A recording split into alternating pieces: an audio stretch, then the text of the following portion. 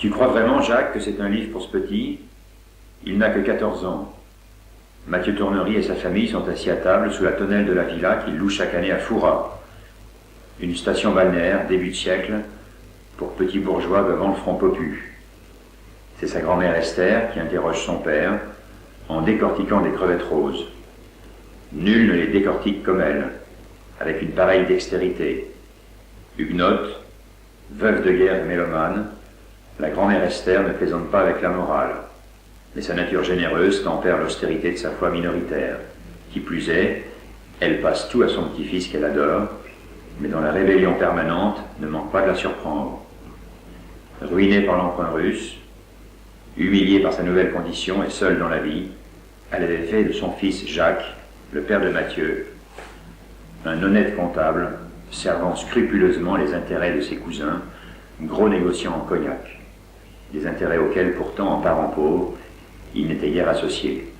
Sa seule révolte avait consisté jadis à épouser la fille d'un instituteur libre-penseur dont on ne cachait pas à Marignac qu'il avait des idées avancées, ce qui, dans le huis clos de cette petite ville vouée au commerce des eaux-de-vie, berceau de la famille Tournery entre Aunis et Saintonge, prenait une coloration dangereusement révolutionnaire.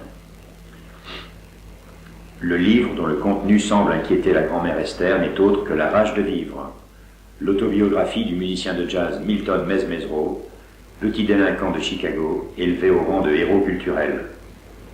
Mathieu vient tout juste de l'acheter, à la librairie Capharnaüm de Fouras, à l'enseigne de la Porte Étroite.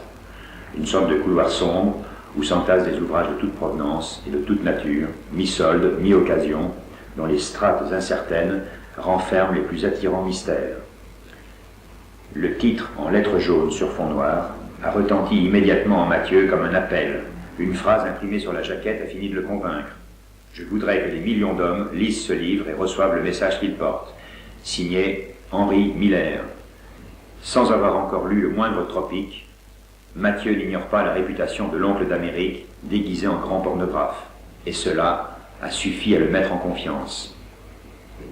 Les doutes émis par sa grand-mère n'étaient point tout à fait sans fondement, puisque la lecture de La rage de vivre fit se lever un grand vent d'ouest dans la tête du petit et y provoqua l'un de ces appels d'air qui claquent les portes et poussent devant lui les rumeurs du monde, balayant les moisissures et les frilosités de la vie de province, pêle-mêle dans un seul livre, l'Amérique, le sexe, le jazz et la révolte. Assis sur les rochers de la pointe de la Fumée, à un jet de pierre des forts construits par Vauban, ou à la terrasse de la brasserie Tamisier en bordure de plage, 2 jours de curiosité fébrile lui suffirent pour venir à bout du livre de Mesmezro. Cette tranche de vie américaine en forme d'initiation allait tout simplement lui faire larguer les amarres.